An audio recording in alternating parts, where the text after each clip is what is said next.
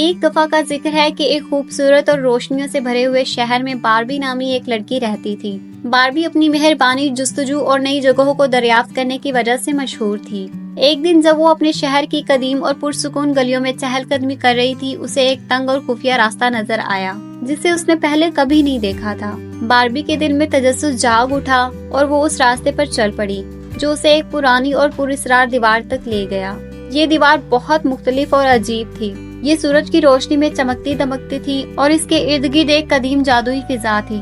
دیوار کے مرکز میں ایک درخت کی نازک نقاشی تھی جس کی شاخیں ایک شاندار خوش آمدیدی چھتری کی طرح پھیلی ہوئی تھی۔ تجسس کے مارے باربی نے اس نقاشی کو چھونے کا فیصلہ کیا۔ جیسے ہی اس کی انگلیاں پتھر سے ٹکرائی، دیوار سنہری روشنی سے چمکنے لگی۔ باربی کی حیرت کی انتہا نہ رہی جب دیوار نے حرکت کرنا شروع کی اور ایک خفیہ دروازہ نمودار ہوا۔ دروازہ کھل گیا اور باربی نے اندر جھانک کر دیکھا تو ایک سرسبز جادوئی باغ نظر آیا۔ ہوا میں پھولوں کی میٹھی خوشبو پھیلی ہوئی تھی اور باغ رنگا رنگ پھولوں اور عجیب و غریب پودوں سے بھرا ہوا تھا۔ ایک ہلکی سی ہوا نے پتوں کو ہلایا اور باربی نے دور بہنے والی ایک ندی کی مدھم سی آواز سنی۔ گہری سانس لیتے ہوئے باربی دروازے سے اندر داخل ہوئی اور جادوئی باغ میں قدم رکھا۔ جیسے ہی اس نے اندر قدم رکھا، دروازہ پیچھے سے غائب ہو گیا اور وہ ارد گرد کی خوبصورتی سے حیران رہ گئی۔ وہ باغ میں گھومنے لگی، چمکدار پھولوں کی طرف دیکھتی اور غیر مرئی پرندوں کی خوشی کی آواز سنتی۔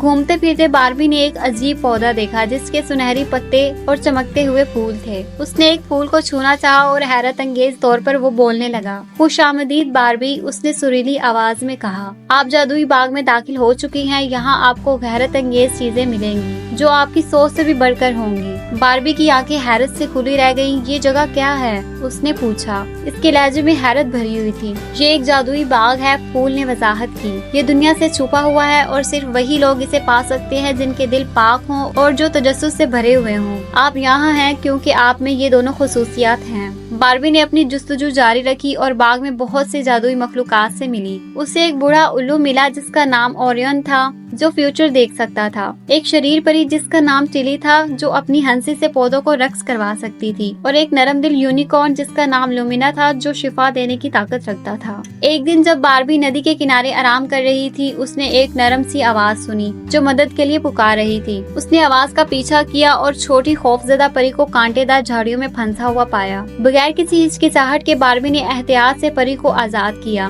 جس نے اپنا تعارف لونا کے نام سے کرایا۔ شکریہ باربی، لونا نے شکر گزاری کے ساتھ کہا۔ میں کانٹوں میں پھنس گئی تھی اور باہر نہیں نکل پا رہی تھی، تم نے مجھے بچا لیا۔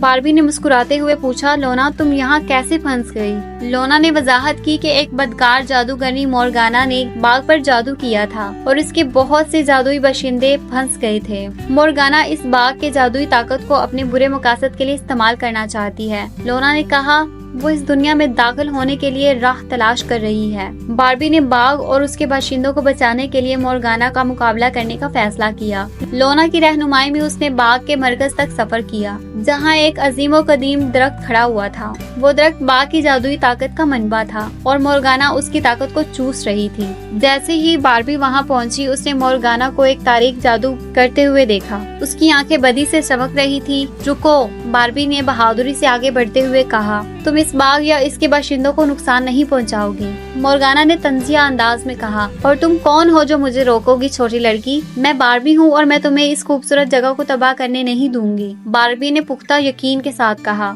لونا اور اپنے نئے دوستوں کے ساتھ باربی نے مورگانا کا مقابلہ کیا۔ باوجود اس کے کہ مورگانا کی طاقتیں تاریک تھیں، باربی کے پاک دل اور اس کے دوستوں کی طاقت نے اسے فتح حاصل کرنے کا موقع دیا۔ انہوں نے مل کر مورگانا کا جادو توڑ دیا اور اسے ہمیشہ کے لیے باغ سے نکال دیا۔ قدیم درخت جو اب مورگانا کے جادو سے آزاد تھا، نئی توانائی سے چمکنے لگا۔ باغ پھر سے خوشحال ہو گیا اور اس کی جادوئی طاقت پہلے سے بھی زیادہ مضبوط ہو گئی۔ باغ کے باشندے باربی کی بہادری اور مہربانی کا جشن منانے لگے اور اسے ہیرو قرار دیا۔ جادوئی باغ سے نکلنے سے پہلے باربی کو لیومینا نے ایک خوبصورت لاکٹ تحفے میں دیا۔ یہ لاکٹ تمہیں جادوئی باغ میں واپس آنے کی اجازت دے گا جب بھی تم چاہو، لیومینا نے کہا۔ تم یہاں ہمیشہ خوش آمدید ہو پیاری باربی۔ خوشی اور شکر گزاری سے بھرے دل کے ساتھ باربی اپنے شہر واپس آئی، یہ جانتے ہوئے کہ اس کے پاس ہمیشہ ایک خاص جگہ ہوگی جہاں وہ جا سکتی ہے۔ وہ نئی راہوں کو دریافت کرنے اور جہاں بھی گئی مہربانی پھیلانے کے سفر پر گامزن رہی، اپنی ناقابل یقین مہم جوئی کی یادوں کو ہمیشہ کے لیے دل میں بسائے ہوئے۔